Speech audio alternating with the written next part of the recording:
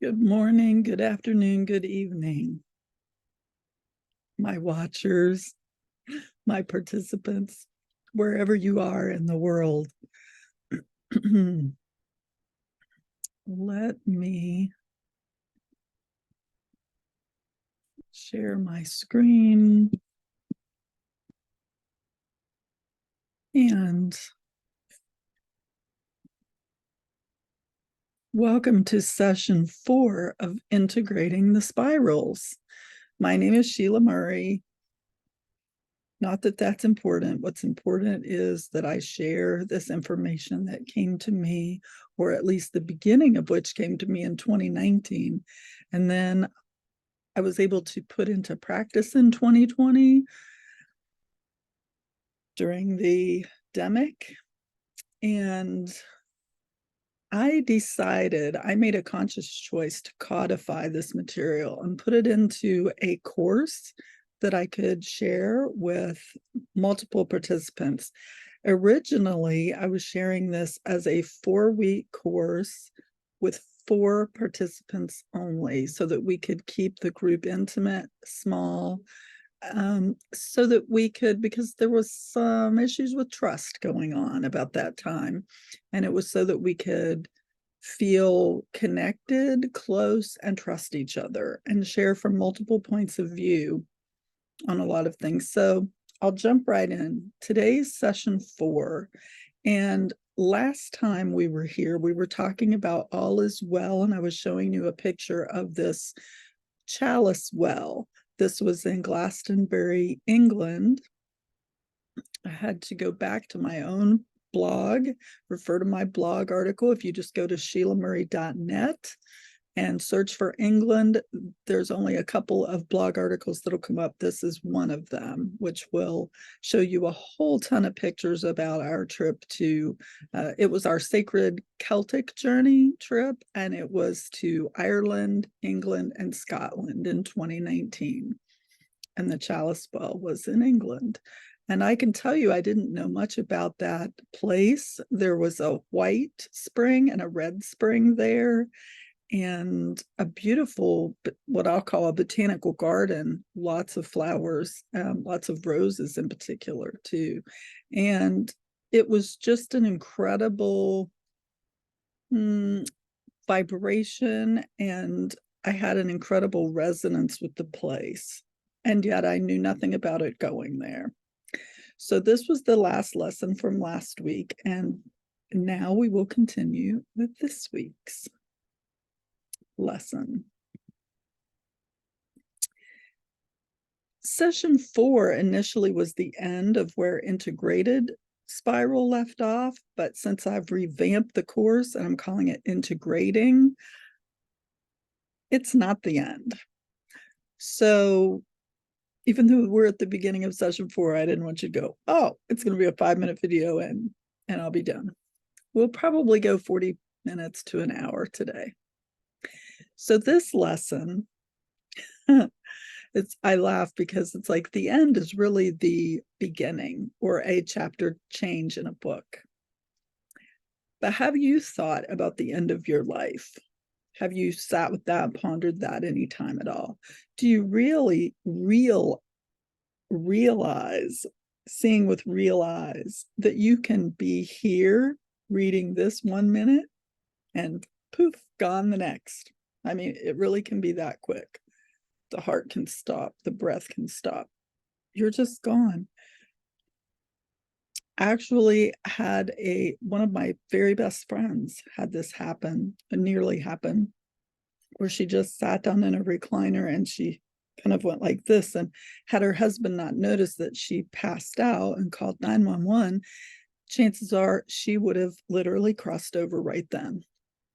She had had a medical intervention and it was a side effect, but whomever gave her the medical intervention didn't even explain to her that that could be a potential side effect, which is kind of how my philosophy spills over into health related matters, and why I wrote a book in 2018 called Take It Upon Yourself to Live a Wholly Vibrant Life, but is now called, because I just did the second edition update to that book, it's now called Have Yourself a Wholly Vibrant Life. And then it's Reversing Asthma and Other Chronic Illness Naturally.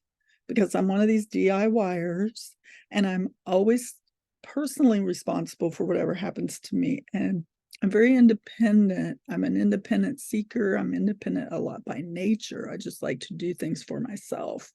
My mother raised me with that old phrase of, if you want something done right, you've got to do it yourself. So I'm very independent in that way. But because of working this practice and this philosophy, this deprogram, so that I'm not just accepting all the information coming into me and allowing myself to be programmed by it, but I'm actually pushing back and I'm flipping it around and I'm asking questions. I'm looking at things from multiple perspectives. So that's helped me to get to the end of this course and the end of a lot of things that most people just take for granted and take it at face value and just forge right ahead and do what they're told. And I'm not quite so easy to convince. So my dad passed away in the middle of the night in 2019, gone like that. And that's my point here. I also had a great aunt many years ago, worked for General Tire in Akron, Ohio for 38 to 40 years. Wasn't home 6 weeks. She had went shopping. Because her whole career, she never bought herself anything. But she went out shopping that day, bought some new clothes, hung them up in the closet, sat down in her recliner, gone. So I don't mean to be morbid here on this particular slide, but it gave, those incidents have all worked together to give me, to have me question and to give me some sort of window into or lens by which I see the world now, where I really appreciate every moment and appreciate every moment that I'm with my husband. He had a stroke last October. So it's became very real to me and clear to me, this thing called life and breath. Take a moment to breathe and just appreciate being here. I love that song, Right Here, Right Now. So yes, appreciate being here right now. And thank you for spending this time with me too, by the way. So again, not to be morbid, but how much of what you're currently pursuing will matter in the end. And I'm a big one for this. Busy, busy, busy is what my dad always used to tell me every time he would call me. You're always busy, busy, busy. Well, I am. I'm a very busy person. I've for years worked a day full-time job during the day, went to school, worked at night, had side gigs, always busy, always doing something. But I've had to sit with this the last several years and ask myself, what about all those things and that busyness is really going to matter when I'm not here, when I take my last breath and I'm gone? At least this part of me is gone. And if you believe in a creator, when you meet that being or that entity, what will you say? I want to have the ability, hope that I do, to have the ability to utter a genuine thank you, as I feel thank you is the best prayer that we could ever say. Everything resolves to gratitude is also something that dropped in to my mind while I was walking bare feet in the sand on the dirt road in 2020 and 2021. Everything. You know, they say everything happens for a reason, that kind of thing, that concept, and the silver linings. When something bad happens, you know, look for the silver lining. And I admit it took me years to grapple with that concept. It was so much easier to just say that's bullshit and not even consider it for a moment more. So imagine my surprise when this concept dropped into my mind, without any machinations on my part, no mental yeah, questioning and delving. It just dropped in. The complete sentence, everything resolves to gratitude. Well, it kind of takes you from being the pessimist person to really being grateful for everything. Everything. If you knew you were taking your last breath, and this is really the point to this slide, even the crap that happened, even the crap, even the perceived bad stuff, look at everything else you've experienced in your life, everything. And I bet you there's more good, more things you would perceive of as being good, sweet, nice, kind, friendly, love. You've experienced it at least once. And if you hadn't came here into this body for this life, that wouldn't have happened. So when you add it all up at the end, at least I hope that you will agree with me that you will be thankful that you came and you lived this life.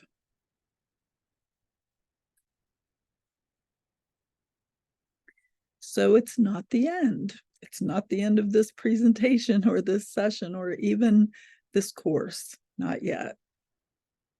Have you ever known anyone who has sat with the dying? I do. I have friends who have worked with or in hospice. Did you or that other person see, feel, hear, or experience anything different as the dying person passed away? If you did, or if they did it feel to you or to them like it was a transcendent experience? Like time stood still? Some people have had experiences that seem to transcend time, or they see, feel, or hear things they have no words to explain. It's ineffable. Well, noetic science continues to explore why this occurs. We are all connected even after this temporal body, this life. And you can refer to the Institute of Noetic Science, or IONS, the Shared Crossing Project, and Dr. Eben Alexander's research. And at the end of this particular slide, I will tell you, I'll leave you with the cross stands for crossing over. Take that or not, but that's my 2 cents. And I've done some work recently for Dr. Raymond Moody, Moody. He wrote God is Bigger Than the Bible, Life After Life, many books. Dr. Raymond Moody. And you know what? He's still with us. But he's not currently doing research. I think he may have another book in him, but the thing that I've learned, and my point here, is that even as much as he's studied in his life, he still has questions. And I love that. Stay curious. Keep the mystery about this, because there's so much more than what we perceive of. And we'll get to that in a minute. My new mantra has become lately, everything is either layers, levels, doses, or degrees, because even a little bit of poison can be medicine for us. But if we take too much, of course, we're out. I'm also pondering now what we perceive are our perceptions, and that's all, of course, based on what we know at the time, right? Our lens of life. So here's a lesson for us. There is this tree, It is unlike many other trees. It is said to have been the first tree on the planet. No one knows exactly. It has even been classified differently as it connects with its other related trees underground like a bush. So it's classified as a bush with some folks and classified as a tree with others. And each tree has a story. They may bend or sway, but stay where they're rooted. Like this yew tree in this picture is behind Rosslyn Castle in Scotland. It's not moving, but it is connected underground with a huge entire root system of other trees, and we don't even know how far that extends. But think of a willow tree and how it sways. Think of a palm tree and how far it can bend without breaking. So life's a mystery, and we can learn a lot by simply observing nature. Anybody who tells you, by the way, to not observe, those are the people that I kind of have a question about. I'm at odds with those because I think we have eyes and ears and skin to sense temperature, all of that. I think we have physical senses for a reason. And the day someone tells me not to pay attention and not to observe is the day that I'm out of there. So what will you learn today? Each of us experience life through witnessing different frequencies. Again, this is light coming in through not only to our eyes, but our skin actually is picking up the light as well. And processing it, and we're making vitamins and all kinds of, we have a biochemical process going on depending upon the light. Our circadian rhythm, I've just learned recently, is very light sensitive, light dependent. Sound, we'll get into that in a few minutes. The vibrations that our ears pick up and how we process sound can be healing, or it can be a detriment to us. Some torture methods, or even playing very loud music, high decibels, to people so they can't sleep, that can be torture. So it's amazing to think that sound can be used as in that kind of medieval, almost a barbaric kind of way, right? But everything is vibration, all is vibration. So breathe. Take a moment, acknowledge you cannot see, feel, or hear it at all. Well, I suppose if you did that, you could, or if you whistled with your breath and your vocal cords, you could hear it. But typically just the air surrounding you, it's not heard. So that was the point I was making there. So taking a more global look at integrating the spiral, I put this together with an intention to help you be able to organize both your thoughts and how you connect your mind to your body and accomplish certain things, drop habits you no longer want, stack good habits, take things that we've talked about before that you have in your box or in your computer folder, and you want to pull some things out now based upon how they feel to you when you pull them out and place them near to you, either into your physical body if they're physical, or just in your mind when you're looking at them on your computer. So how you organize your thoughts, how you organize your physical projects, how you organize folders, how you organize information is what it comes down to. So have you gathered all of the methods and tools together that you have already? Because I'm not suggesting that you go out and buy anything new, where a lot of people have this, what's called a shiny object syndrome, or FOMO, fear of missing out. So they just buy everything, and run up debt. And that's not what I'm talking about. Things you already have. That's what this philosophy and this practice is intended to help you with. That's why it's called a deprogram. It's not a program, it's a deprogram. So everything you've already bought, books, audios, movies, podcasts, equipment of any kind. What current daily routine do you have that can be expanded? Start with just adding one thing into your day for less than 5 minutes. A great example of this is from the recent course that I took offered by another company.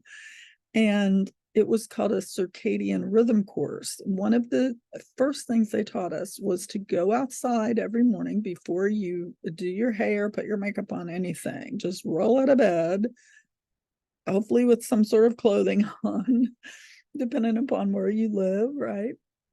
And just walk outside the door or front or back door, whatever you need to do to be able to face the morning sun. And simply look at the sun with bare eyes, naked eyes, no glasses on of any kind. I know that's going to trigger some people, but trust me on this. Naked eye, look at the sun. You can look just slightly, you don't have to stare right into the blazing, yellow, orange, but you're going to get something called blue light. You're going to get full spectrum rays of the sun from 1 to 5 minutes. So this fits into the slide nicely. Make it a practice every single day. Go out barefoot, cold or hot, whatever. You won't, again, trust me, this will be grounding for you. It's called grounding or earthing if you haven't heard of that. But walk outside barefoot, look at the sun, 1 to 5 minutes. It may be simply 1 minute. And if your eyes are very sensitive, keep your eyelids closed. You'll still get sun through your eyelids. Give yourself 1 minute, go back in the house. But 1 to 5 minutes of looking at the sun, and it will reset your circadian rhythm. Now, if you can also go outside 1 to 5 minutes at sunset and look at the sun, that would be beautiful as well. But right now, this deprogram in philosophy is talking about one thing at a time. So we'll do the morning sun, right? Now you want to do this between sunrise. So check your phone the night before, check the Weather Channel or however you get the information. But you can find out when sunrise is because it will change every day depending on your location. I mean, even in the same location, it will change every day slightly. So let's say sunrise is at 6:30 a.m. where you are right now. Well, you'll want to go outside. You'll want to wake up and go outside for the 1 to 5 minutes, somewhere between 6:30 and 8 o'clock, because 90 minutes, it's got to be within 90 minutes of sunrise. So 6:30 to 7:30 would be 1 hour, and another half an hour later, another 30 minutes would be 90 minutes. So just do that. That's adding that one thing right there. If you don't have any of the other stuff, the books, audios, movies, whatever, there's your one suggestion from me. But that has done more. In fact, the very first day that I did that night, I slept better than I had in months just from that one change. And that was enough to convince me there was something to it, because I observed and I paid attention to how my body felt and how sleepy I got that night. I was amazed, to say the least, and I am quite the believer now. And I haven't missed a morning since. Even the morning when it rained and I had to walk outside in the rain and I couldn't see the sun because the gray clouds were present, I did it anyway. And I told myself, whether I'm getting sun through these gray clouds or not, doesn't matter. I was, but because it was light and I was getting the full spectrum, even though it wasn't blazing, onto me. But it was more because I wanted to completely honor that new habit that I was establishing. It takes me a lot longer than 21 days to establish a habit too. I hear this from a lot of people. A lot of teachers say, oh, just do XYZ thing for 21 days. It only takes 21 days to establish a habit. And I call BS on that, because I have done things religiously every day at the same time of the day for upwards of a year, even just after a year, like 14 months. And still, something can happen to knock me off my game, and I never go back to it. So it depends on the person.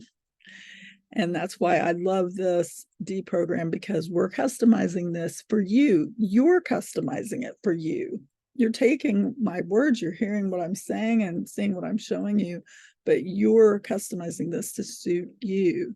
Again, the DIY concept.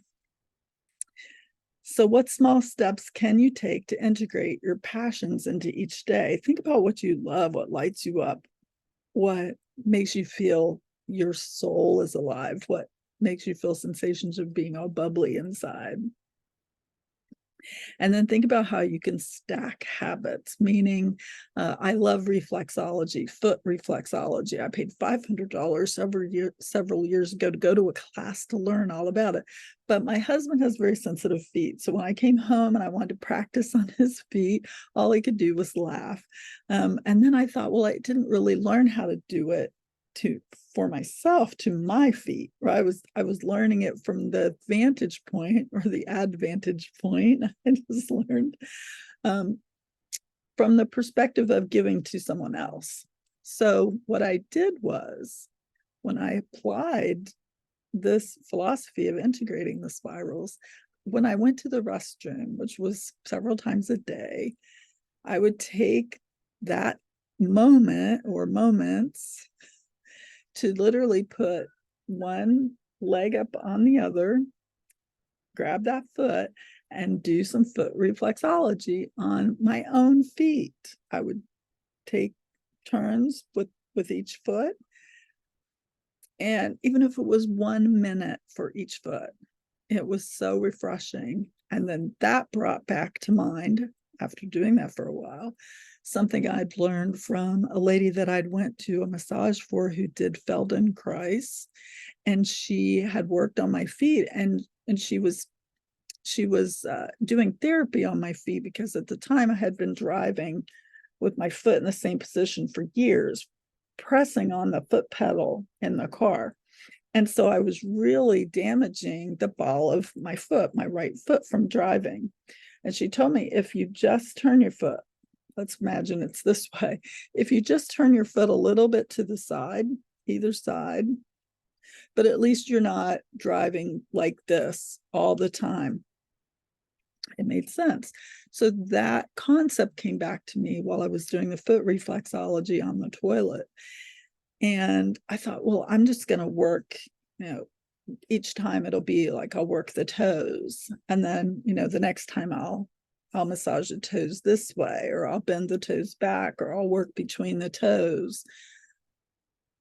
And over time, I was able to get all of my toes apart. Like in the beginning, I could barely get my fingertips between my toes, because my toes were really tight together on each foot. Eventually, I got my whole hand through there. So now I could sit with my fingers through my toes. I can thread them through, and they fit. And there's plenty of space. But it took time working with that every time I went to the toilet. Very stress relieving, though, I will say. And when I used to work in an office, it was fantastic to be able to do that. And of course, you're going to get up before you leave the restroom, you're going to get up off the toilet and go wash your hands anyways. So, because I've had people say, oh, I wouldn't want to use my hand on my feet, or where my feet are stinky or smell or whatever during the day at work, and then I go back to work. Well, wash your hands. I mean, I know I shouldn't have to tell folks, but people have commented that to me, so I mention it here. So that's what I call stacking habits, because the restroom, the hand washing, and all that you're doing anyway. So add the feet in, add a little foot massage. You may not know reflexology, but you can go to a YouTube or Google it or something, or you can do something else. Again, one of those things you pulled out of the tote bin or out of your computer folder, and just do that. Yeah. So name 3 of your most important people, places, or pursuits. Build your new habits or rituals to include them. And yes, playing with your children counts, because again, I get the ladies, especially that are moms, that say, I have absolutely no time. I'm working a job, I'm going to school, I'm helping kids with homework, and then it's dinner, and then it's cleanup, and then it's bed. They barely have time to take a shower for themselves. And I totally get that, because even at my age with no children at home, I'm caregiver to my husband, as well as I'm cooking and I'm cleaning. And because we don't go out to eat anymore, because he's on a restricted diet, sodium restricted diet. So I've had to learn a lot of new things. I've had to incorporate a lot of things into the day, which kind of pushed out, at least for a while, a lot of things for myself that I've been doing. So my self-care got later and later into the night. I wasn't going to sleep until 1 or 2 a.m.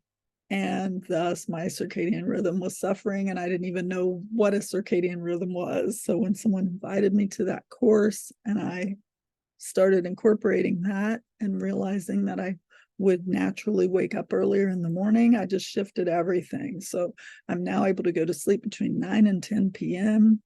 And then I'm up at 6:30, 6:45 in the morning.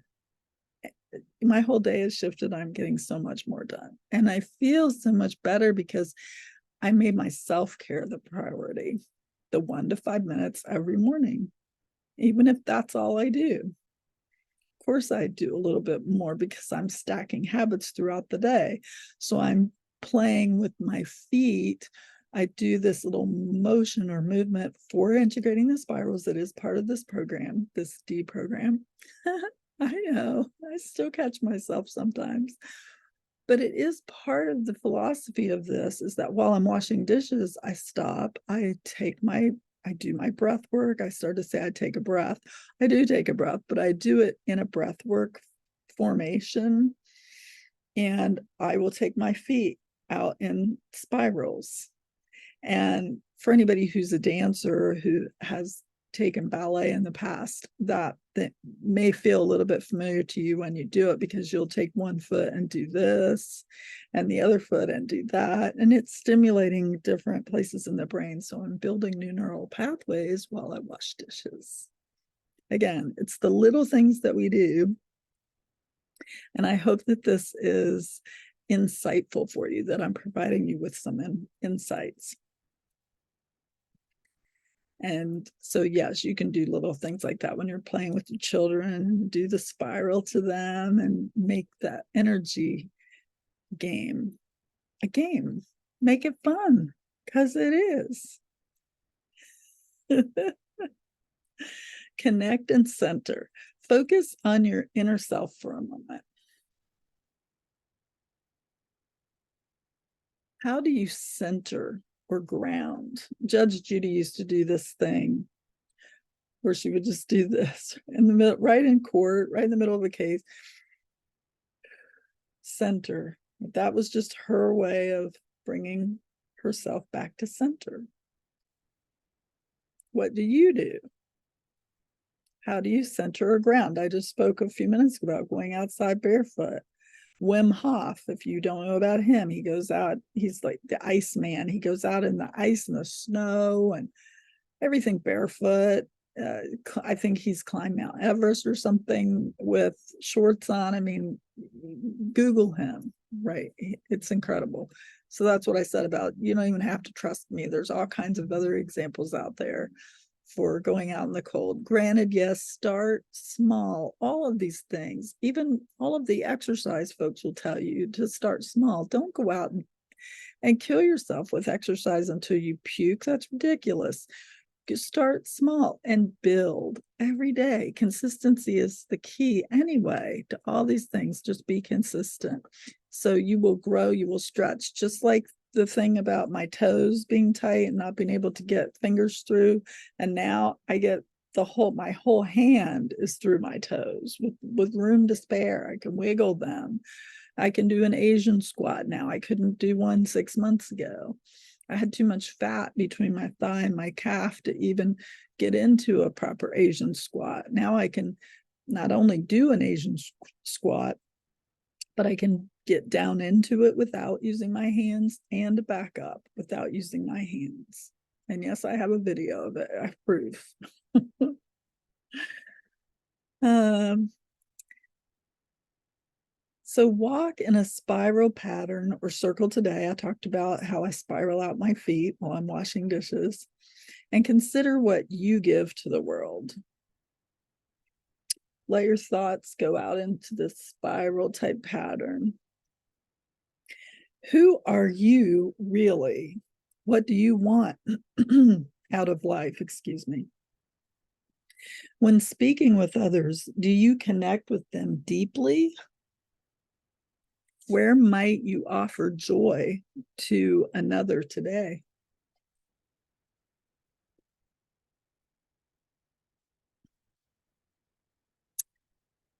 Love this one. Be still and know. I just came up with a new t-shirt design the other day called Yeah, No. Because I caught myself saying yeah, no a lot when we watch TV or shows or something. And then I thought, oh, yeah, that would be great. YEAH for yeah. And then KNOW for no. Yeah, no. And sometimes it's the simplest things. They really amuse me. So with meditation, start with 1 to 2 minutes upon awakening in the morning while doing mundane chores or before sleep. Just 1 to 2 minutes. And remember, I showed you, I think that was in session 2 where we did the meditation. You can slow that brain chatter down or the racing mind by literally doing this with finger pressure, either up or down the other way around your eyes. And that will slow down this amygdala, the fight or flight, the racing mind, or the monkey mind is also called. If you currently have a meditation practice, how may you invite something new in? Maybe you've meditated for years with your eyes closed. Try it with your eyes open. Focus on a candle or a picture. Meditate with someone. Hold or sit near a crystal. Try a walking meditation or stair climbing meditation. I used to do that years ago when I worked in a high-rise building. Made all the difference to my workday too. Prayer. See the daily prayer offered here or create your own. And I do have some to show you before we end. Sit with your loved ones, any children or elders near you, or sit alone and imagine you are in their presence. And if you have a pet, this works really great as well. You know, you have those pets in your life for a reason. Don't be scolding them to get away from you all the time. Bring them in, let them sit on your lap, let them sit near you. They'll go away and do their own thing in soon enough, in due time. So here's an example that I drew out on a way to help ease our thoughts. So you start in the middle and you draw out the spiral on a piece of paper, thinking about what's upsetting you, what's causing you grief or tension or angst. In this example, I used a pebble in my shoe. So right in the middle of the spiral, I put the pebble in there and just was thinking and actually wrote the word pebble right in the center. That ouch, that was the ouch part, right? And I wanted to free up my mind about it, because if I am walking and step on a pebble, I don't want to have to stop. Maybe I can't stop right at that exact moment and get the pebble out. So I just started with, what can I think about to ease that pressure feeling of feeling the pebble in my shoe. So as I worked myself around the spiral, I wrote down what I thought of, and that was like the ouch, I need to make a change. It feels tight. It's frustrating me. I'm getting some stress, and now I'm in resistance. But then I tell myself, be here now, unwind, sit with it, give some space, pray about it, tune into it. Give myself a self hug for doing all this great work, this uh, awareness. I'm really tuning into this now and becoming more aware to how to ease the thoughts about the pebble. Life's a circle. I can just allow, I can open, I can stretch, I can breathe. I can find the gratitude in this moment, even for the pebble, because that means I have a foot, means I can walk, means I have a shoe, means I'm out somewhere learning, seeing new things. Ooh, I have another moment to be kind to somebody in some way. And I just kept spiraling my thoughts out. I kept adding more space between my thoughts and giving myself gratitude for seeing things in a new way, challenging myself to see things in a new way. And before I knew it, I didn't even care that I had a pebble in my shoe anymore, or I was across the street and able to stop and take my shoe off and take the pebble out. It was about this time too that I realized that many people, including me at that moment, I didn't know what I wanted. So again, to work this process, I started in the middle of the spiral, in the moment of tightness, stress, irritation, overwhelm, or chaos. And I just started choosing the next best feeling thought. I was using that irritation in the center of the spiral to help me think new thoughts, to help me reach for new thoughts. And I asked myself, am I viewing this from my ego or my soul? And I didn't just mean the sole of my shoe. And I love it when things come back around. So I was honoring that motion, that progress of the spiral. And I told myself it will all be okay, because I believe in the end, which isn't really the end, it will all be okay. So here's an example of how I've organized some notes by using this philosophy of integrating the spiral again, because this can be used for so many different things. It's really just a process of helping us to deprogram and challenge ourself, our thoughts every day, all day long, to get out of tension, to have more ease and grace in our lives, because we live our lives every single day. So I found these notes, and you can see I just like ripped them out of a spiral notebook. And it's not so much about what they say on the page, but I would literally rip them out of the page or whatever I needed to do to try to like fit them together and organize them. Because a lot of times when you do write in a journal or in a notebook, you're not linear in what you're writing down. You're writing a lot of different thoughts. And I've had people ask me over the years, how do you write a book and how do you organize your notes to write a book? And this is one of the methods. So again, some more paper, and I literally drew. I didn't even draw this in a spiral, but I was playing with this concept one day of Jesus saves me daily, and I put that in the middle. And then that Jesus saved me was in the little bit bigger circle, and that Jesus exists in a little bit bigger circle. Jesus existed in a little bit bigger circle. And then outside of that was, what if there was no Jesus? What did I say? What we know, or what we sensed. But in the middle, I had Jesus lives every moment in my heart and soul. So like, even if the uh, historical Jesus never lived, like I just say if a lot, if that ever happened, I have something or some knowledge or some belief or theory even, that Jesus lives in my heart and my soul.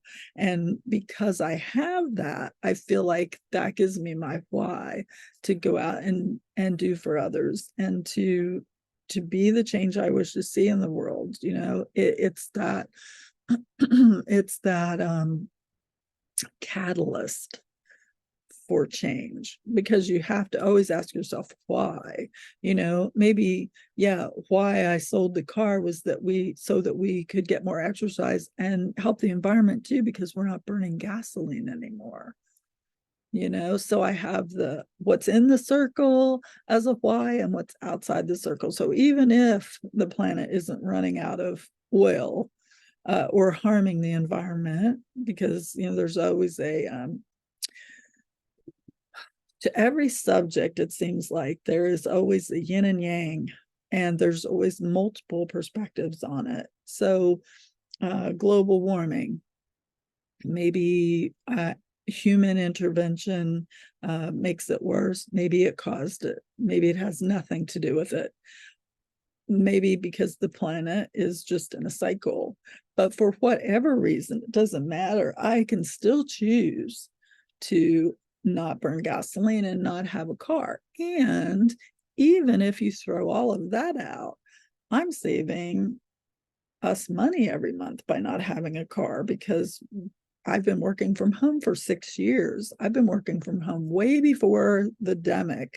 I say demic because whatever you want to call it, a pandemic, a plandemic, there's every spectrum of belief is out there, right? And I just want to stay in the center and as a neutral on things that are divisive as much as possible. Not because I'm people pleasing, because I got over that a long time ago too. I am staying neutral for me because I want to stay in the center of the spiral. And I want to choose when I add more space, and I want to choose what I'm looking at and why I'm making certain choices and decisions that I'm making. I don't want to get caught up in judgment, because that makes me feel tight and restricted. So I just want to stay in the center so that I'm always choosing, and I can go in any direction that I want to go with that. And it helps me really be, I think, my own mediator too, because I, just like everybody else, not above anybody, don't want to be below them either, don't tread on me kind of thing. But I want to be able to make my own judgments about things and discern for myself where I want to be and whom I want to be with at any given moment based on how I feel, not about them or what's going on. It's not about their race or their creed or their color or their gender or their non-gender or their pronouns or whatever. It's not about that. It is how I feel in that moment. That's what I'm reaching for. Um, my judgment may not be right. I may be skewed because of something somebody told me or some past experience I had. But if I can come back to center and I can take my breath and do my breath work and understand that everything resolves to gratitude and we are all connected, and there's always going to be a push pull, yin yang, black white. There's always going to be that, because that's what creates worlds, and that's the energy that the artist uses to pull from, to create art from. Take your pain and make it art, Meryl Streep said.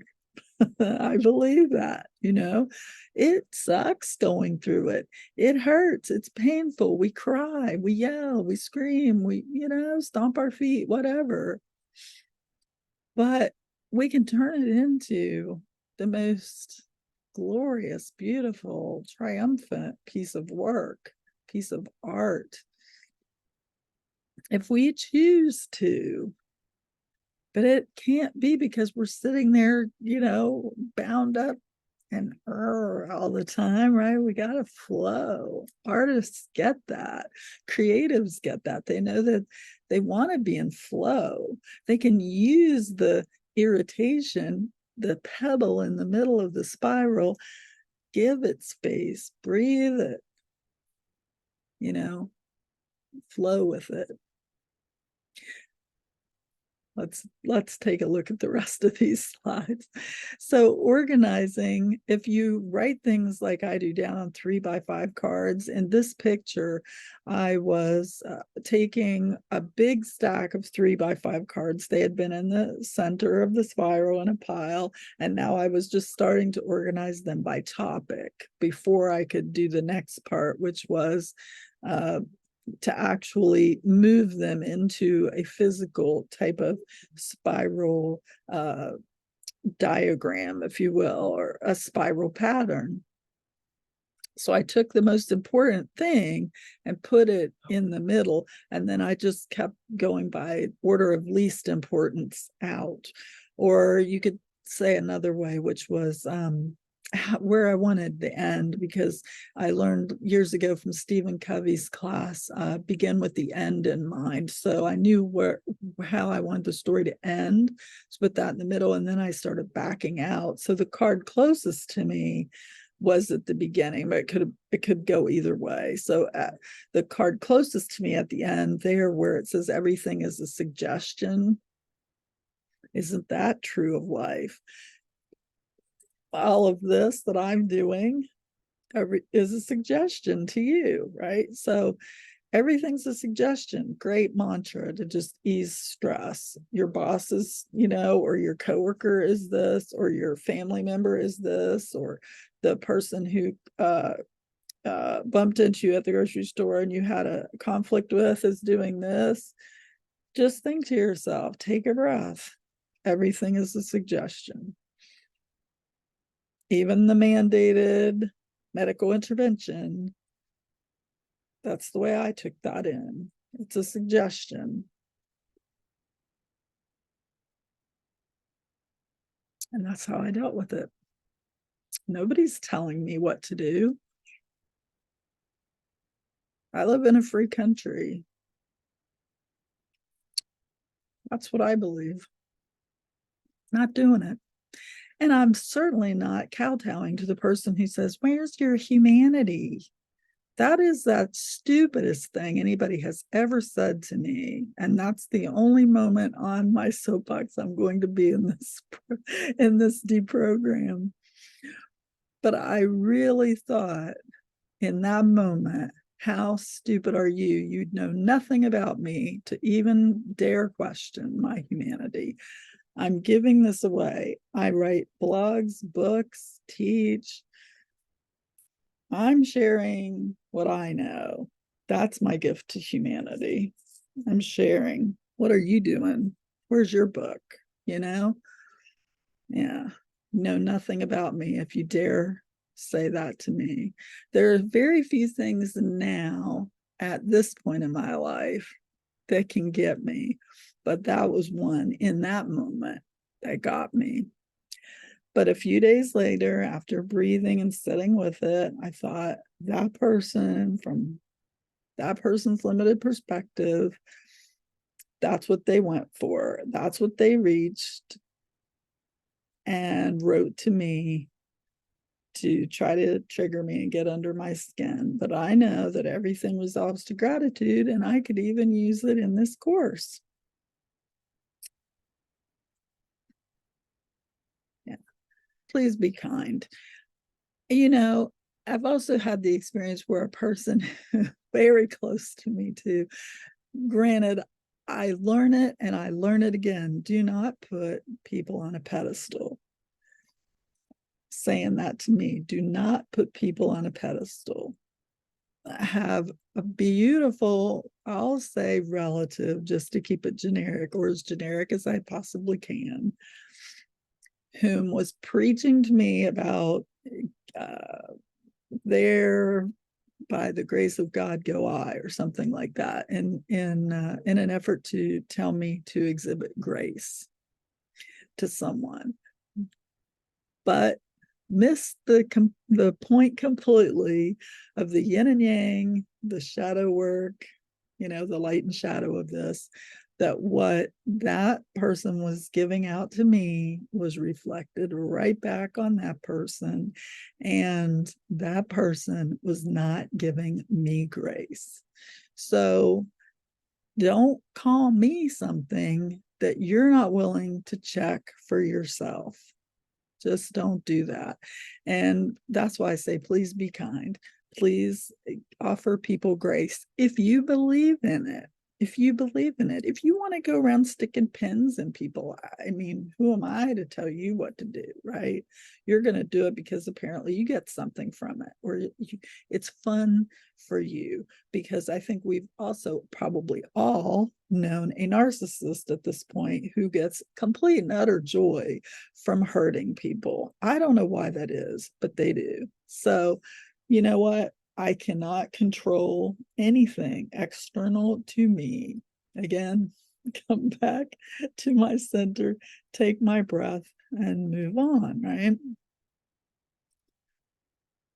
This was the example of stacking the cards if you needed to take a break, because yes, sometimes nature calls, right? You're in the middle of laying out your nice spiral pad, all the kids come in, or the husband comes in, or honey, I need this, or can you get that, or the doorbell ring, whatever, right? Or the dog, the pet comes up on the bed, and there go all your cards.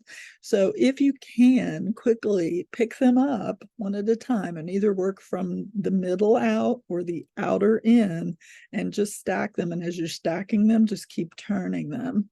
Just keep turning them. If you can see from this picture, there's quite a stack there, but each topic is turned just a bit, so that when I come back to it and I want to lay them back out, because I might want to end up moving things around and repositioning, because I may want to tell the story in a different way or teach the course in a different way. So that's how I stacked them. And then when I got to the to actually putting those notes and thoughts into a digital format, because if you're writing a book, it needs to eventually end up on the computer, unless you're going to pay somebody to write the book for you, and you're going to scan all of your 3.5 by 5 cards. But they're eventually going to end up as a digital file. So you can do the same thing. This was an image of me taking the topics and going ahead and laying them out in that pattern of the spiral as well. So either, again, the end of the story was in the middle, or the end was closest to me at the widest part of the spiral. But it's again, it's just a framework. It's a way of organizing and laying things out that makes sense to you. Over the years, people have done it alphabetically or numerically by date, or they've went just as we write on a piece of paper from top left to bottom right. So you start at the top left and you're doing this, line by line. I just like the spiral, because that's what dropped into my mind in 2019 when I was at Newgrange, and I felt the vibration in the Neolithic stones and those rocks. And I just knew that for me, and maybe for you, maybe for others, using the spiral as a pattern was really helpful for us to organize our thoughts, organize our notes and our files, and ultimately our life. When I moved from digital files over into a mind map application to begin to organize for a blog post or a book or a course, this is what I ended up with. Not quite a spiral, it's more like a spider, but you get the idea. It's just one tool. And now I use another tool called Scrivener when I'm writing books and blogs, because I can move things around on a sort of a cork board. It's a digital cork board, so I can move things around by topics that way. But I still love using the spiral when I'm just laying out the 3.5 by 5 cards on the bed, because usually it's quicker for me to grab a 3.5 by 5 card and make a note when things come up and I want to capture some information to be able to share it with you later on and express my humanity. Oh, I crack myself up. Anyway, designing and customizing. So visualize or map out a typical day. This is always a great exercise to do, even if you do it once a year, just to keep yourself, check yourself. How might you integrate more of your mind, your body, your spirit, and soul. Mind's usually associated with the thinking, or when we channel or connect with the divine, we're allowing information to drop in and we're accessing it. We're becoming aware of it. The body, the ache, the pain, the God bumps, the feeling of anxious or anxiety or tense, or I got to get up and move, butt's going numb, can't sit any longer, those kinds of things. Spirit, again, that can be the channeling, the dropping in. And then the soul, again, the God bumps, feeling a resonance in your body with something, you're feeling it, yes, using dowsing rods or a pendulum, or even just your own body to feel when something's a yes for you, you want to move toward it, or a no, you want to move away from it. Lovingly give yourself permission to insert your new desired practices into each day, and go easy with this. Be kind and compassionate. That has to start in here, folks. It has to start with you. This is all an inside job. When you dress for the day, perhaps take a moment to notice how much love is all around you.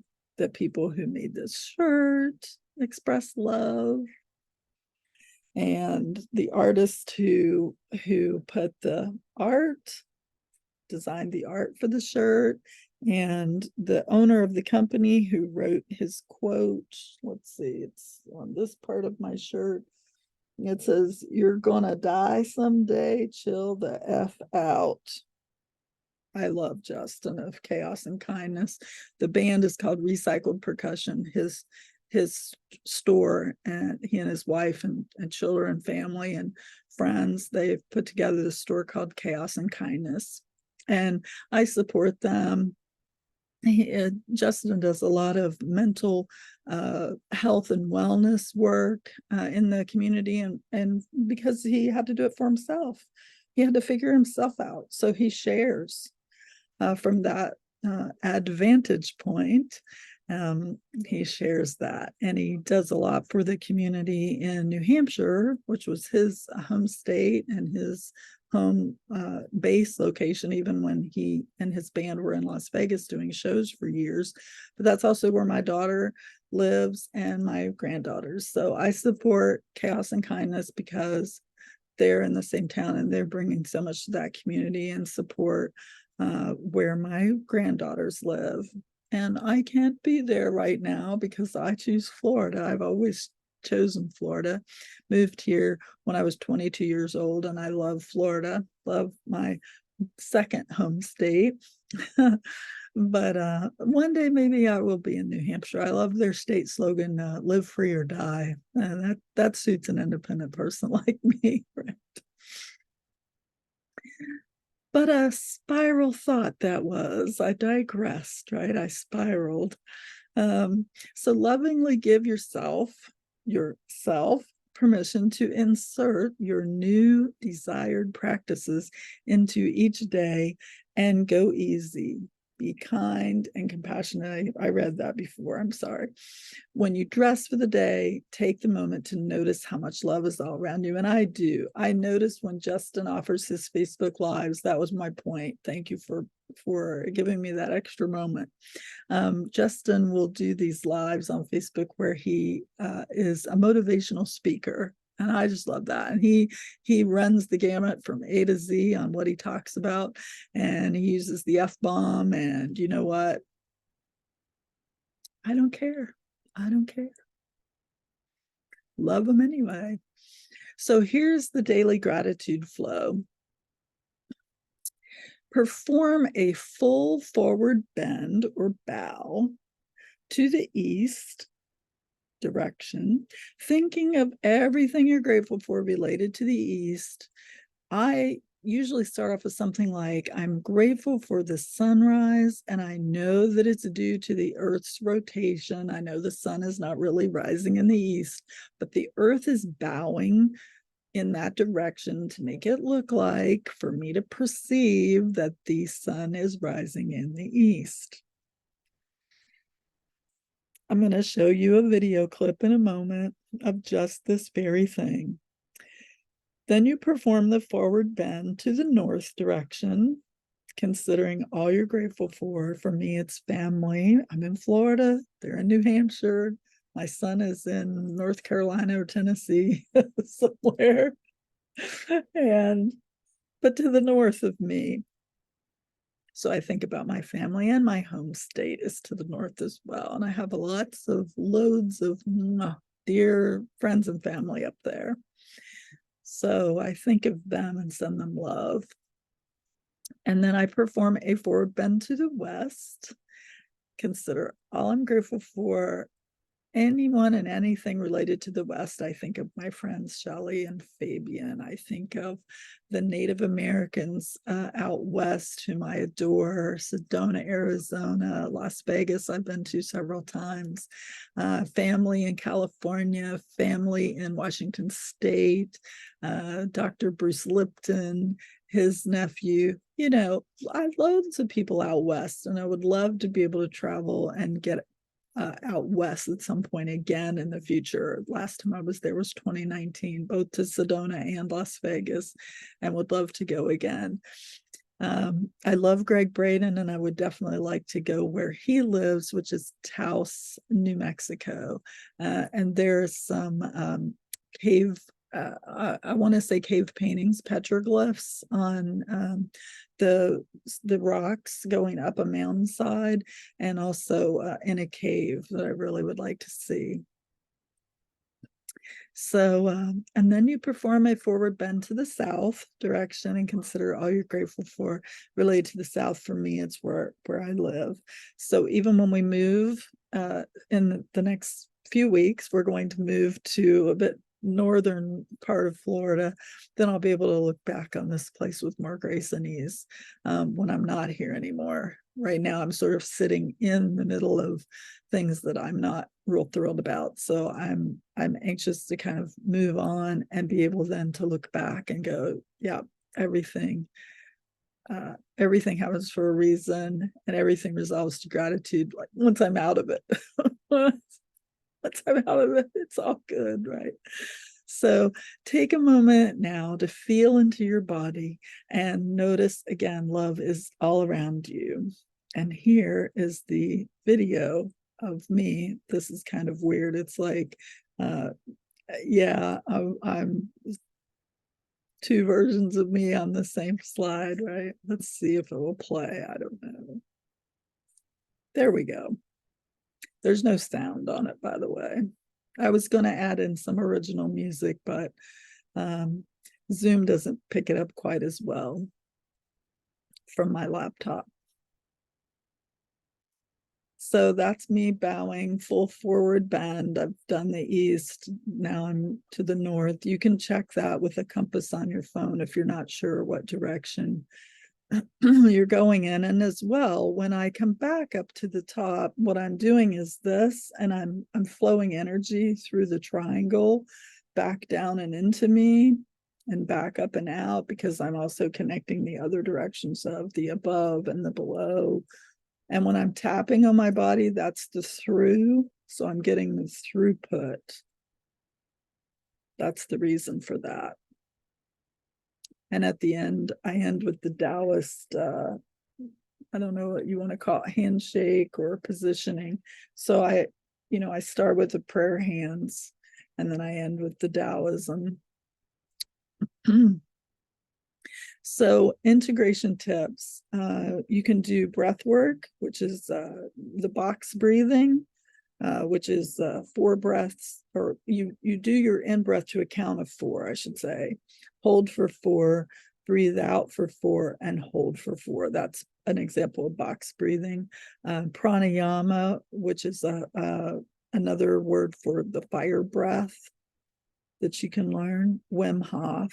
Then feeling your pulse, meditating with your breath or heartbeat in any free moment. You can put your fingers on your carotid artery to find your pulse, or your wrist if you're good at that. I'm not.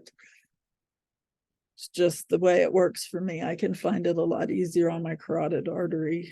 So meditate with your breath. Begin and end your day with that is awesome too. And yes, that's not a typo. I write the word awesome that way to drive the point home that we own the way of toning and meditating.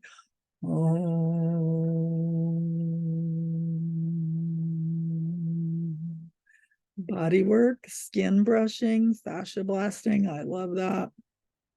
I invested in the company, Ashley Black's company, because I love the fascia blasting so much.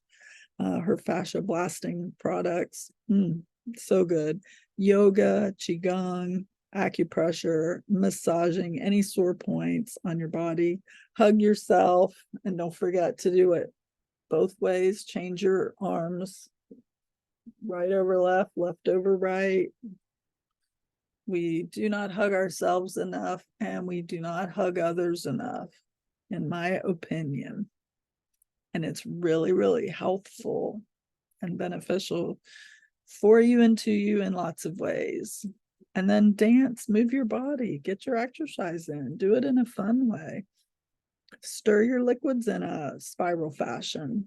The blood, remember, in your arteries and veins flows in a spiral fashion. Taoists say the Tao or spirit always is. It just is. Whether we do or do not acknowledge the Tao is always with us in all ways. The Native Americans call God Great Spirit. They say we are all related. And if you know this part of my story about me, a grand voice gave me the words, "We are all connected." Woke me up in the middle of the night, started me on this journey in 2005. So find your sacred space or create one for yourself. This is an invitation. Remember, everything's a suggestion. So from Lecoq, the chapel that we visited in 2019, that beautiful ancient door, I just love that. I'll meditate on that sometimes. And the Glastonbury ruins, amazing place. I love those stairs. I do a meditation with my brain device, and it has me imagining the stairs. And so I will often think of these stone steps from Glastonbury, and then the chapel door there too. I love the doors. I love the band, the Doors. I love ancient doors. And then I thought there were two. Oh, okay. I thought I had two slides that were pictures. Oh, never mind. I just moved it. Daily prayer.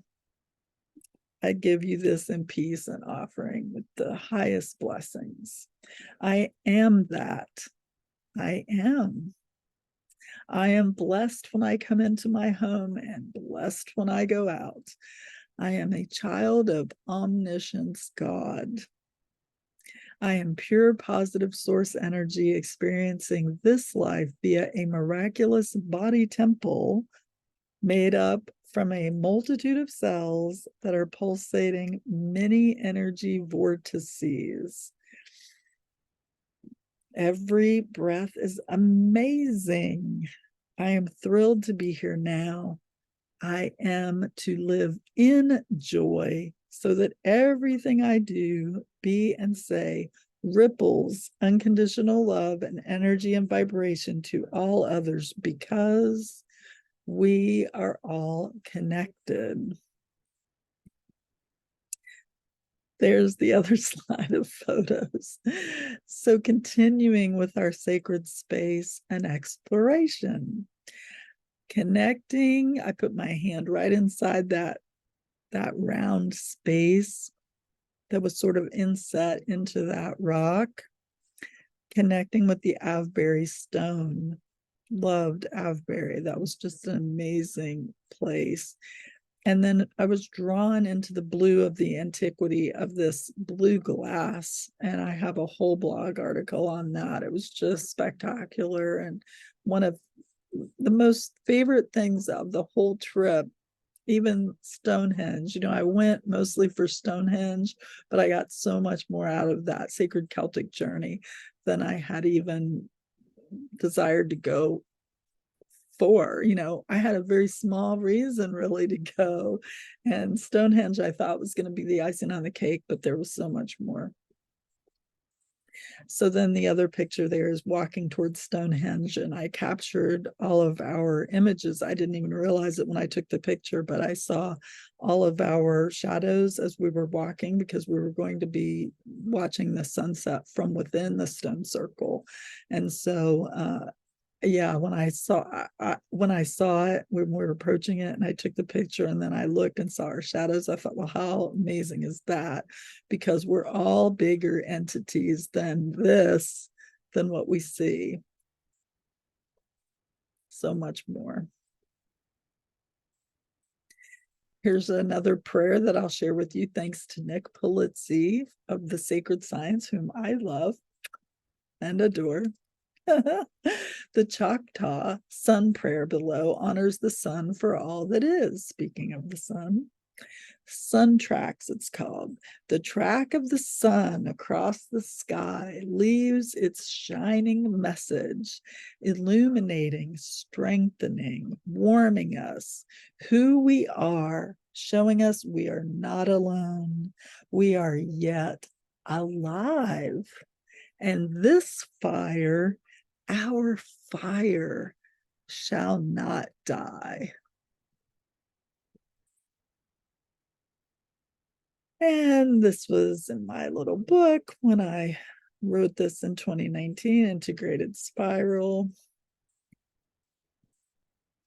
And some quotes and mantras. Many of us have heard, as above, so below. It's biblical. So in this one, you can see the fractals, and the north representing the earth, west is water, east is air, south is fire. This is from a site called amethystandthemoon.com. So thank you for that. As above, so below. As the universe, so the soul. As without, so within. I call this a directional mantra based on fractal geometry, the mathematics of nature. That's the way I describe this. And then from Sadhguru, love his book, Karma, A Yogi's Guide to Crafting Your Destiny. Sadhguru says the ultimate guidance you can offer is to help someone transcend their suffering. Remember, I said when somebody says something to me, that they're attempting to control me or trigger me or get under my skin, it's because they are themselves stuck in that. They're suffering. So hurt people hurt people. And that's what I believe he's expressing here to us. So this is what the great sages and mystics down the ages have done. They remind the world that there's a way out of suffering. The Taoists, well, actually the Buddhists teach that when you detach or unattach from your expectations, then it cuts that cord, and you can't suffer. You can't suffer the loss of something if you were never attached to the something. Even if there is pain, there need be no suffering.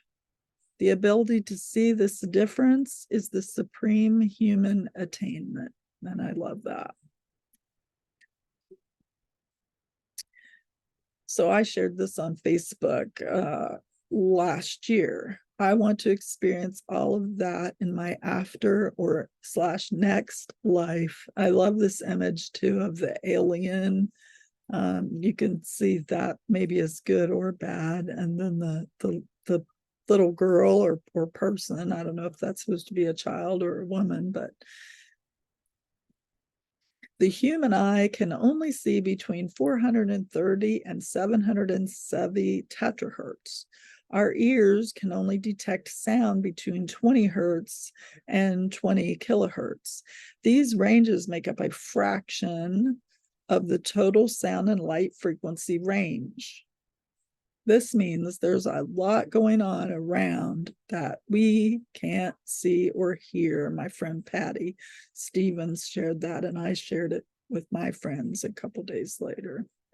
And Greg Braden, Bruce Lipton, and Joe Dispenza fans, the Facebook group, they shared this on sound healing. The ancients used sound to heal. In Malta, at the oldest underground temple in the world, there is a room called the Oracle Chamber designed to vibrate sound at 111 hertz, which scientists now know kills cancer cells using the powers of the 11th harmonic. I said we were going to take the woo-woo out of the box, and that's what I'm doing. This from Nassim Haramein, or Nassim Haramein. The universe is connected and alive, and we are a part of the metric of space. Love that picture too. Love the trees, love ferns. And then this by an artist called I. It's shadow art by Kumi Yamashita Studio. And I added the words, we create our own shadow. This is soul work. So and I put this in my book too, in Blue Eyes, Ethereal Messages of Connection. There's an image in there that explains how this works, how there's a vantage point of light, and then when you get in front of that, that's what casts the shadow. And so this artist used those blocks of, I believe that would be wood or recycled plastic or something, and he placed them just so that when the light shone over them at a certain angle, it would project the image of a person's profile on the wall. I think that it's brilliant. And then I told you a little bit ago when we started that I would get to this. Things I can't control. I love this. This is called an infographic. Thank you, Jacob Teitelbaum, MD, for this post last year. Things I can't control: what others think of me, what others say, what happens around me, the attitude of others. Again, we know what gestates those attitudes, right? They're the lens of which they see the world, the beliefs and perceptions of others, the past, the future. Remember, I'm right here. So here's the past, here's the future. Can't control those things. Can only control me right here, right now. Oh, it looks like that it was shared from Dr. Teitelbaum, but originally it was created by Brianna Vieira. Cool. So things I can't control: how others feel, how others behave. Now I can influence how they feel. Again, that trigger thing I was talking about earlier, but they may not feel the way I want them to feel at all. So why should I shame or blame them? They may not accept that. It may just bounce right off, right? So isn't that a waste of my energy to blame or shame somebody? So how others behave, how others react, if others forgive me, and other people's boundaries. Again, I said I learned this, and I have learned it several times, not to put people on a pedestal, because that is setting myself up for failure. Inevitably, we all fail. Nobody's perfect. Nobody's perfect. I am certainly not perfect.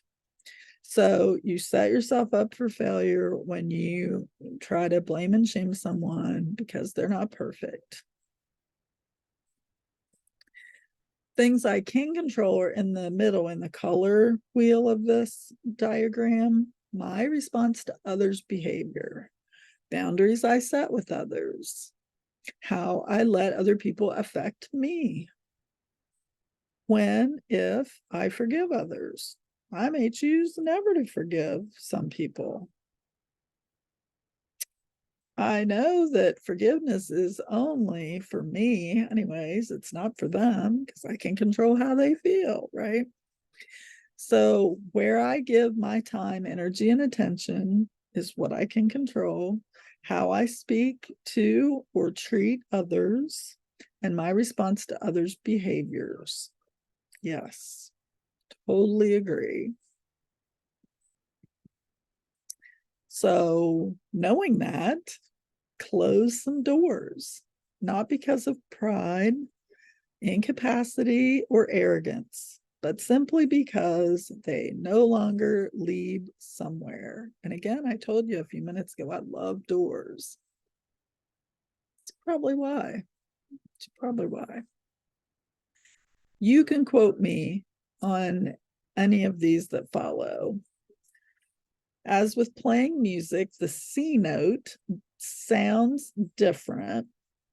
The C note sound differs when played on the piano, guitar, or any other instrument. Our body interprets sounds differently and responds uniquely. Not everyone interprets the C note the same way. Again, our hearing is on this range, right? If your ears work better than mine, you may hear a C note, beautifully and sharp and clear and pleasing. I may hear it not in a not so good way. It may be muffled, it may be dampened. It just may not be as pleasing to me. It differs on what's played.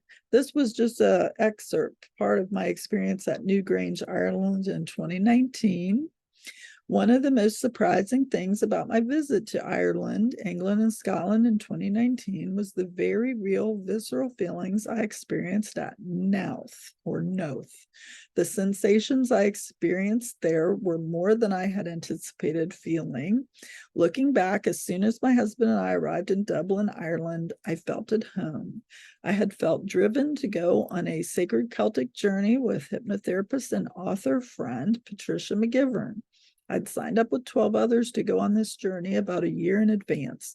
Just a few months before the trip, though, my dad passed away or had his celebration day, as film producer Stephen Simon calls it.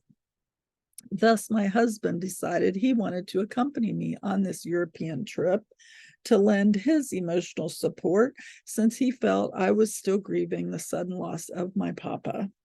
To sweeten the pot for my husband and help him over a fear of flying he'd had for more than 20 years, I'd found something to help him focus.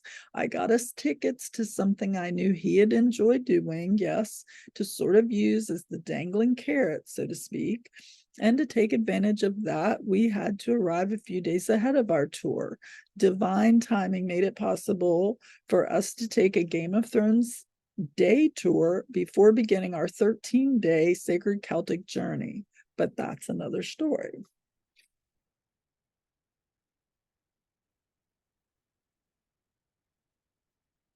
On the sacred Celtic journey, one of the sites that was included took us to the Bruna Boyne or Boyne Valley Tombs in County Meath, not far from Dublin, Ireland. That's when things really got interesting for me. At Bruna Boyne, as soon as I neared the main chamber at Nouth, I felt a deep and profound sensation in my body. The clairsentience I feel when I'm experiencing alignment is usually in my thighs, and I call that bubbling effervescencing my God bumps. Some use the common goosebumps term, but to me, goosebumps are on my skin. God bumps are internal. They're in my blood and tissue. So when I experienced something deeper than God bumps that I had never felt before, that gives you some idea how different this was for me. And Noth is supposed to be older than Newgrange, and Newgrange is older than Stonehenge. The internal deep resonance I felt at Noth was even stranger than the sensation I felt when entering the large Neolithic chamber at Newgrange. Before we left, we filled out lottery cards for a chance at winning an entry into Newgrange chamber for the winter solstice. I'd borrowed a pen from another couple from our group, and we'd agreed that if any of us won, we'd take our bus tour driver, Tony, or one of us four, as the winner would only be able to take one other person into the chamber in December 2019. This simple exchange was to teach me how the universe really smiles when we acknowledge the smallest of kind gestures. But I'm getting ahead of myself. After 2 days in Ireland, we took a short flight to England. We enjoyed walking the streets of Bath and seeing the incredible Roma baths. Then, as our time in England grew near to its close, we spent a late afternoon at the majestic Stonehenge. And it goes on from there. Another quote is my challenge to you. I challenge people all the time with what I say and write, but at the end of the day, what they do with the truth I offer, which of course is just the truth that I see and doesn't have to agree with what they see, because we're each unique fractals of omniscience sharing truth from one particular vantage point or advantage point. Thank you, Danica Patrick, and your podcasts. Amazing. Learning more and more every day. They can stretch themselves, open their hearts and minds to raise their consciousness or not. See, they can decide. You all can decide. I aim to uplift all, but most are satisfied where they are, and that's okay. I offer them upliftment, healing, information, etc. if they ask or are willing to receive. That was the first book chapter I ever wrote, was called Be Open to Receive. Got to be open, or everything's just going to bounce off of you anyway. You're not even going to be here watching this if you're not open. So I don't force anything. Not here to sell you. I love simply offering, but in reality, I am offering hearts, butterflies, vortexes or vortices, and the spiral ebbs and flows, the waves, the fire, the putting our hands together when we pray, the the yin and yang.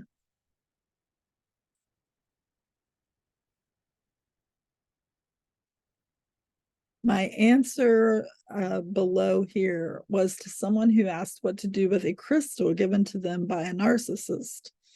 I said I would simply cleanse it and use it as a mirror connection point to send them love, as they say. You want to psychically cleanse yourself of the karma that brought it and that person to you originally. And this is all stuff I share in Integrating the Spirals. And then in this Facebook group, a friend wrote, I got a singing bowl for my birthday. I like it a lot. What are your experiences with singing bowls? I know you get singing bowls that are the sound for each chakra, which will be my goal soon. And I wrote, they can hit sweet or sour notes. Some will love the experience and some won't, or will need to sit in another room to put some distance between them. We each learn and grow at differing rates of speed. And again, that's because we perceive sounds differently. Some people cannot take those singing bowls. Just can't do it, right? I love them. But there are differences I've found too in the different types of singing bowls or crystal bowls. So without empathy, we're in judgment. Let's encourage empathy. And then I added, our perceptions equal our judgments. I am the living evidence of truth, of the body's ability to heal, because I've healed my body. I've healed my body on more than one occasion. So I don't need I don't need, I might one day need, but I don't need Western allopathic medicine right now. I haven't since 2005. So don't tell me something I'm doing now doesn't work, because I know that it does. I've proven that. It's evidenced in my body.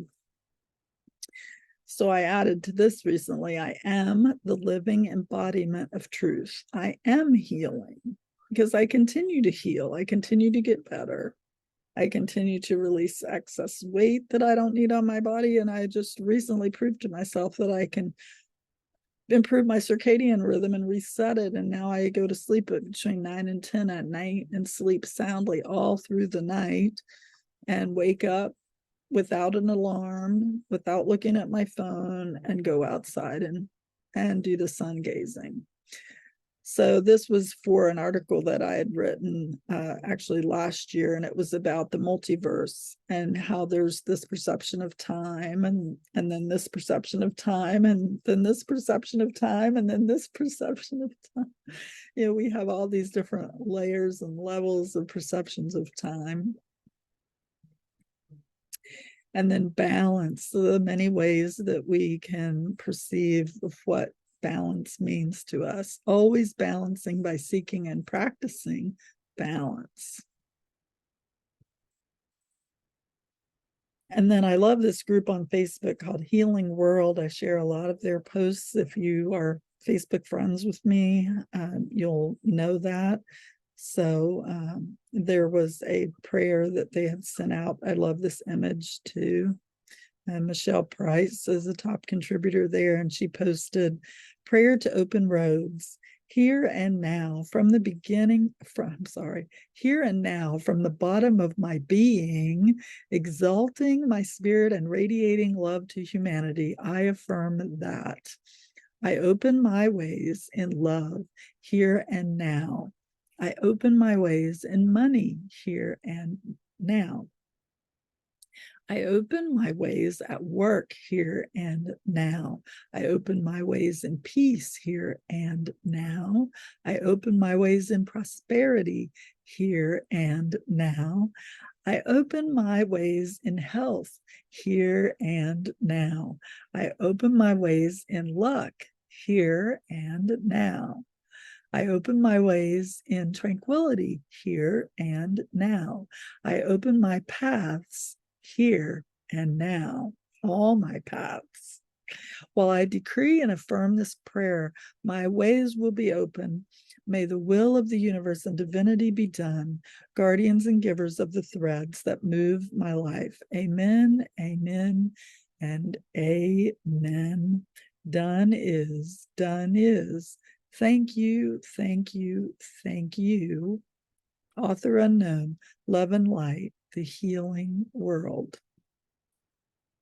And then a Facebook friend of mine, I love his stories that he shares.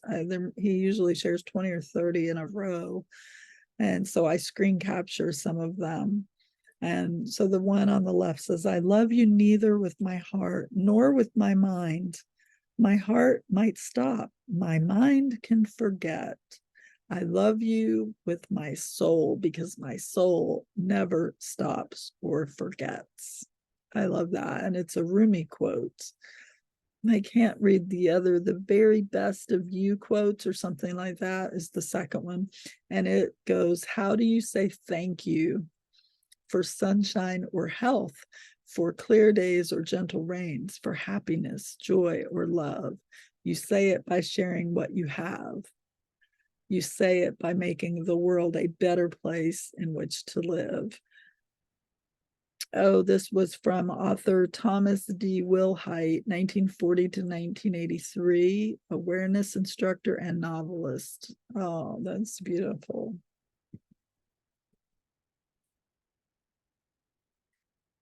And to wrap things up, because you can't put woo-woo in a box, is what I used to say when I crafted integrated spiral. And now there's more to come, but that will be for another deprogram. where I will share with you omniscience, the breath work, meditation, earthing, acupressure, alternative health and herbalism, unified physics, the reconnection, minimalism, off-grid RV tiny house. Not so much that anymore, but I've got the experience behind me under my belt. Energy medicine, qigong, yoga, Pilates, a unicorn empath story, mine, much like Anita Morjani's, and ancient ways, sacred sites, which we've already explored here. But I have more, much more. So now I've updated the slogan, if you will, to say it's time to take woo-woo out of the box. I am Sheila Spiral Sister, your spiral sister. Sheila Murray. Find me at sheilamurray.net. Follow me, please. Share this far and wide. I love you and I hope it helps. Blessings. And to my mama, my papa, my maternal grandparents, my paternal grandparents, I connect, I honor,